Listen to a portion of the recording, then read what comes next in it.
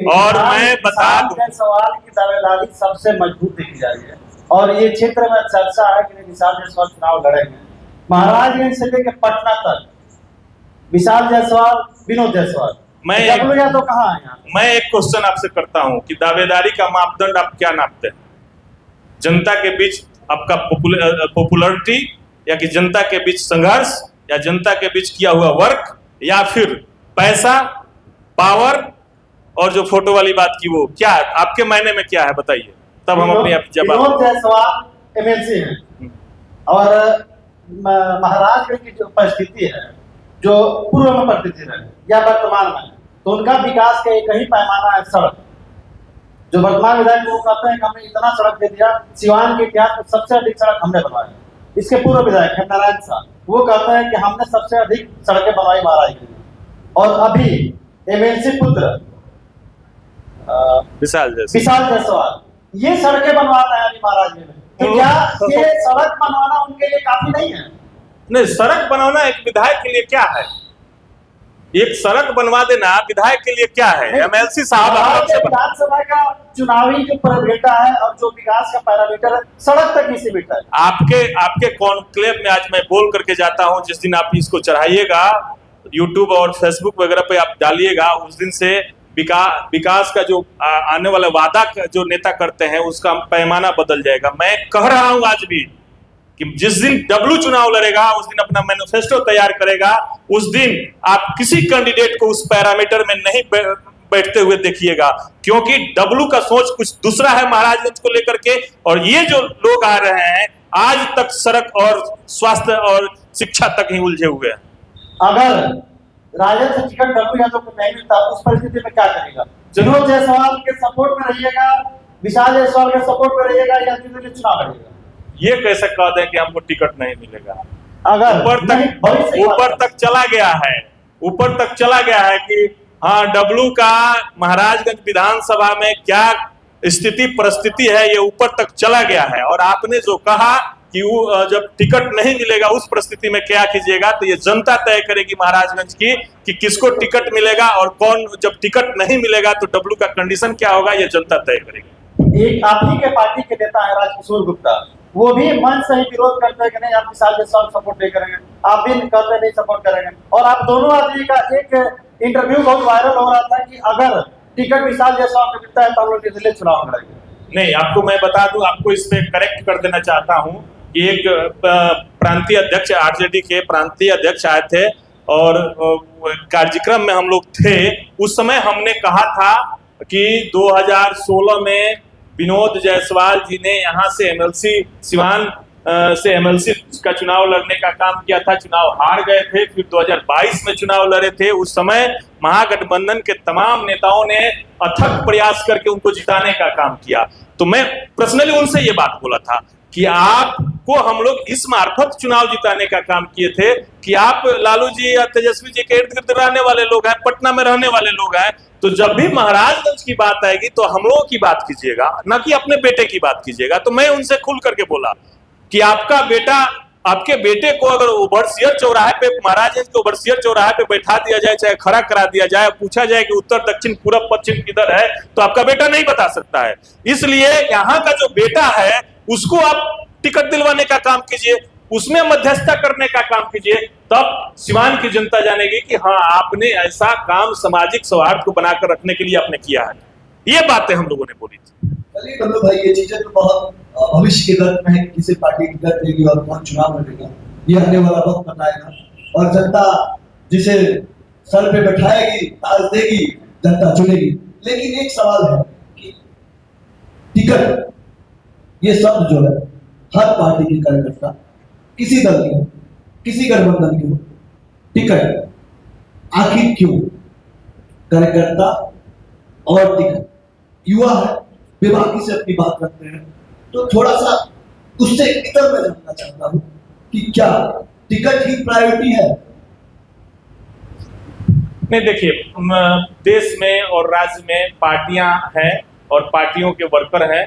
पार्टियां हैं तब भी हम लोग हैं, और हम लोग हैं तो पार्टियां हैं। तो जब जिस पार्टी को मैं बिलोंग करता हूं तो मैं उस पार्टी से टिकट का मांगने का हकदार हूं। और मैं मांग करता हूं। इसलिए टिकट जरूरी।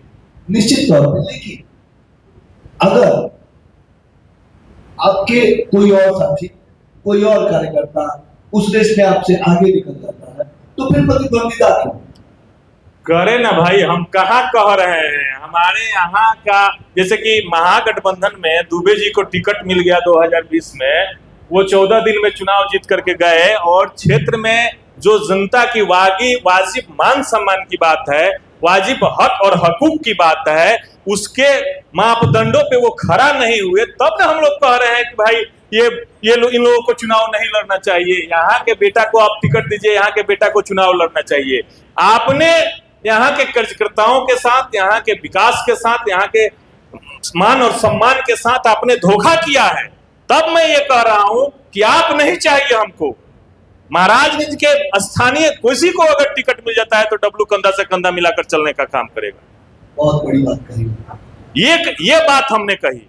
और विकास की बात करते हैं, पिछले लोकसभा चुनाव में एक मेरा क्षेत्र का भीखमपुर पंचायत है, उस पंचायत को 2019 से लेकर के 24 तक उस समय के तत्कालीन और आज के भी तत्कालीन सांसद ने गोद लेने का काम किया था उस पंचायत को। और तेजस्वी जी के मंच पर भगवानपुर में मैंने सांसद महोदय से खुला चैलेंज किया और आज आपके कॉन्क्लेव में भी यहाँ के विधायक से चैलेंज करता हूं।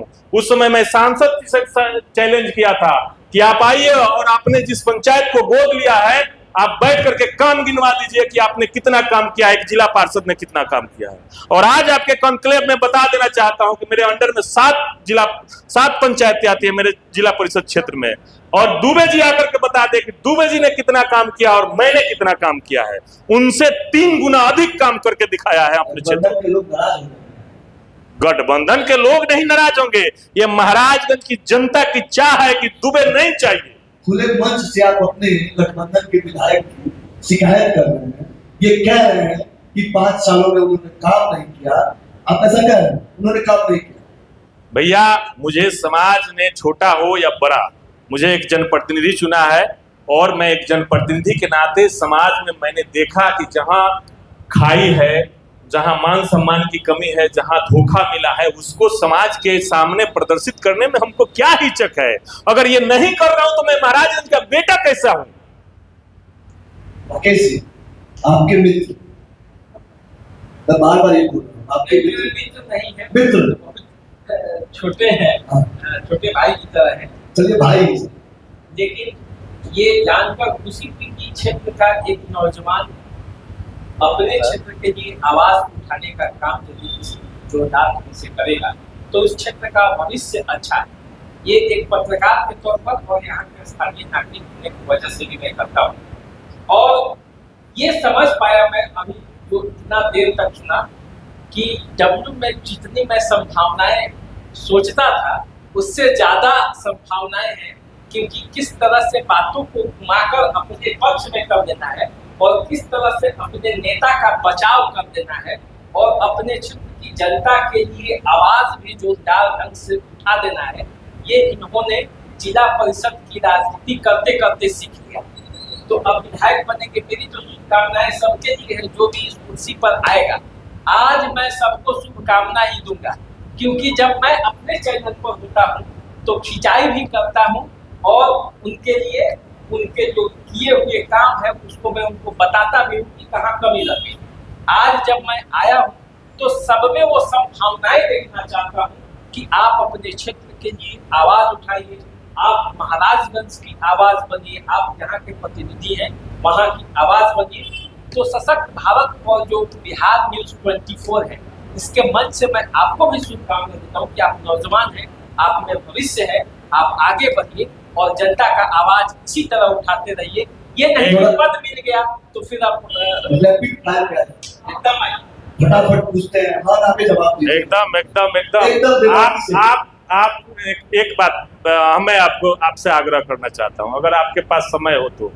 मैं किसी घमंड में नहीं हूँ, मैं किसी अपने को बहुत बड़ा समझ करके मैं नहीं बोल रहा हूँ, लेकिन एक बात जरूर बोल रहा हूँ कि मुझे आप छोटा मत आंकिए। मैं जवाब दूंगा, मैं कहीं भी खड़ा करा दीजिएगा, कहीं भी बैठा दीजिएगा, सरस्वती का देन है और मैंने उतना तालीम हासिल की है कि मैं कहीं भी बोलता हूं, सच बातें अपनी बेबाक ढंग से रखने का काम करता हूं। एक बात आपके कॉन्क्लेव में मैं बता दूं, सामाजिक और राजनीतिक दृष्टिकोण से आप जब चिंतन मंथन महाराजगंज विधानसभा पे कीजिएगा तो एक ही चेहरा आएगा, सुशील कुमार डब्लू, जो एनडीए को हरा सकता है महाराजगंज में, उसका नाम सुशील कुमार डब्लू। आप जब भी चिंतन करने का काम कीजिएगा आप कर लीजिएगा, चाहे टिकट किसी को मिले, चाहे चुनाव कोई लड़े, लेकिन अगर सच में कोई राजनीतिक पंडित होगा, राजनीतिक विद्वान होगा और यहाँ के समीकरण को देखते हुए आप जब तय कीजिएगा तो उसमें ये फिट पाइएगा, अगर एनडीए को कोई महाराजगंज से हरा सकता है तो उसका नाम सुशील कुमार डब्लू है और कोई नहीं हो सकता। आइए, महाराजगंज विधानसभा और महाराजगंज लोकसभा सांसद सदस्य और विधायक दोनों में से बेहतर हो?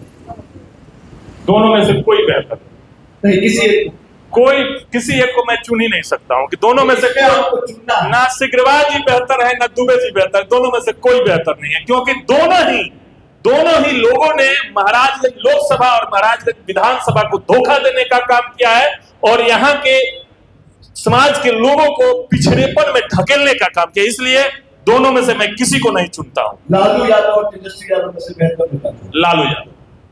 तेजस्वी यादव नहीं? लालू यादव। शुरुआत जब आवाज हम नहीं थी हमारे पूर्वजों के जुबान में, तब आवाज देने का काम लालू यादव। तेजस्वी यादव को नेता नहीं माना? आज तेजस्वी यादव आर्थिक और सामाजिक न्याय के पुरोधा के रूप में उभर करके आए हैं, लेकिन अगर सही मायने में किसी ने आवाज दी तो लालू यादव।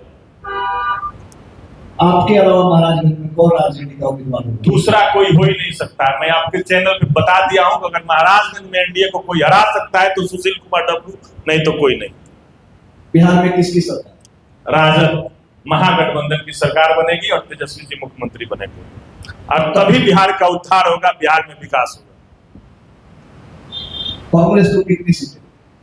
कांग्रेस को जितनी सीटें मिलेंगी कांग्रेस जीतेगी। जितनी सीटें देखिए, जितनी सीटें कांग्रेस को मिलेगी, जो कांग्रेस चुनाव जीतेगी या कांग्रेस ही नहीं जीतेगी, पूरा महागठबंधन परिवार जीतेगा। पक्का? एकदम पक्का। चलिए तो आप फाइनल कंक्लूजन पर चलते हैं और आपके शहर से, आपके प्रखंड से हमारे बड़े साथी बैठे हुए हैं, उनसे आंकड़ा लेते हैं न्याय की तराजू पे उन्होंने आपको कितना नंबर दिया है। ऐसे लगातार तराजू आपके तरफ ही झुकता रहा उनका। पहली बार ऐसा मैंने देखा कि अमूमन हम तो तब भी करते हैं, राकेश जी की बड़ी बेबाकी से बात करते हैं, लेकिन आज मुझे पहली बार ऐसा महसूस हुआ। शायद हो सकता है कि आप में वो प्रतिभा हो, आप पे वो बेबाकी उनको नजर आई हो एक विश्लेषक की हैसियत से। देखिए, एक बात इनके कहने के पहले मैं एक बात आपको बता दूं। जब मैं छात्र नेता था जयप्रकाश विश्वविद्यालय का, तो उस समय से चाहे वो पत्रकार हो या फिर वहाँ के प्रोफेसर हो, सब लोगों ने ये बात बताई थी कि आप लोग जो राजनीति कर रहे हैं, जो राजनीतिक नर्सरी में पढ़ने का काम कर रहे हैं, आप लोग बड़ा से बड़े व्यक्ति को आप हराने का काम कीजिएगा। इसीलिए मैं कहा कि मैं घमंड में नहीं हूं, लेकिन अगर आप छात्र राजनीतिक नर्सरी से के उपज हैं तो आप में राजनीतिक बुद्धिमत्ता जो होती है वो कूट कूट करके भरा रहता है और ये होना चाहिए। आज के लोगों में ऐसा नहीं दिखता है। जब पैसा हो जाता है, कमा लेते हैं, अरब चल जाते हैं, विदेश चल जाते हैं, कोई बिजनेस कर लेते हैं, जब कमा लेते हैं तब आते हैं चुनाव लड़ने के लिए, तो उनको राजनीतिक हैसियत की पता ही नहीं है, राजनीतिक सोच समझ रहती ही नहीं है, तो क्या करेंगे। और जो राजनीतिक स्थिति में रह करके झोड़ा ढोने का काम किया, क्षेत्र में घूमने का काम किया, राजनीतिक नर्सरी में पढ़ने का काम किया, उसके आगे कोई नहीं टिकता। देखिए, अब आप लोगों ने इतना कहा तो मैं आपको बता दूं, मुझे अब कुछ और भी कहना है। और ये मैं सिर्फ डब्लू जी के लिए नहीं कह रहा, मैं बिहार के सभी नौजवानों के लिए कहना चाहता हूँ जो किसी न किसी तरीके से अपने राज्य की सेवा करना चाहते हैं। एक ही मंत्र, कर्म ही जिनका धर्म, लोभ हो जिनका छोड़, कर्म ही जिनका धर्म हो, लोभ हो जिनका छोड़, जो प्राप्त है पर्याप्त है तो उसका डर व्याप्त है। और डब्ल्यू जी का जो अंदाज में जिला परिषद की राजनीति अभी तो बहुत कुछ इन्होंने पाया है। जब पाएंगे तो परखे जाएंगे, और परखे जाएंगे तो इनके पर्चे भी खोले जाएंगे, और तब एक एक कहानी और एक एक हिसाब किताब है। लेकिन अभी जो नौजवान मन में कुछ इरादा लेकर चला है अपने विधानसभा के लिए, अपने राज्य के लिए, अपने देश के लिए, उसके इरादों को और बुलंद करना है, चाहे वो सुशील कुमार डब्लू हो या इनके जैसे कोई भी नौजवान। तो इसीलिए मैं कहता हूँ कि नौजवानों का साथ दो, क्योंकि जब वो अंगड़ाई देंगे तो बिहार बनेगा। नंबर तो सर देखिए, नंबर में तो आप उनको फंसाते हैं, और मैं नंबर के गेम में इसलिए नहीं पड़ता क्योंकि यहाँ बैठने वाला हर नौजवान और हर नेता ये चाहता है कि हम अपने क्षेत्र के लिए कर पाए। कर पाता है या नहीं कर पाता है, जनता को कर पाने वाला चुनना चाहिए, करने की चाहत रखने वाला नहीं। चाहत तो मुझे लगता है कि सबके मन में होगी, तभी वो राजनीति में आया है। लेकिन परिस्थितियों को अपने हिसाब से ढाल कर जो कर पाएगा वो आगे बढ़ेगा, और मुझे लगता है कि डब्लू जी कर पाएंगे। आने वाले समय में मैं आज भी फिर कहता हूँ, आने वाले समय में आप जब देखिएगा हम लोग होंगे ना होंगे, कोई होगा ना होगा, लेकिन एक समय जरूर आएगा कि डब्लू जैसे नौजवान ही महाराजगंज का प्रतिनिधित्व करते हुए बहुत चलिए नंबर नहीं बताएंगे हम, नंबर 10 में 10 दे सबको 10 देते हैं। क्यों नौजवानों को आप ये कहते हैं जिनको अभी आपने मौका ही नहीं दिया, जनता ने मौका ही नहीं दिया, तो इसका नंबर काट कर इसका मनोबल क्यों गिराते हैं? अभी तो इसको बढ़ने ही दीजिए। जो किसी ने जो काम किया है, जिसको आपने विधायक भी बनाया है, उसको आने दीजिए, उनके लिए मैं नंबर भी दूंगा। चलिए, बहुत बहुत हमारे इस मंच पे आप आए, आपका बहुत बहुत धन्यवाद। अपनी बात बेबाकी से रखा, और हम चाहेंगे कि आप जैसे युवा, आप जैसे टूट बात रखने वाले लोग जो समाज में भी आए और राजनीति में भी आए, चाहे किसी तरह से, बहुत बहुत धन्यवाद। चलिए, आपको भी बहुत बहुत धन्यवाद।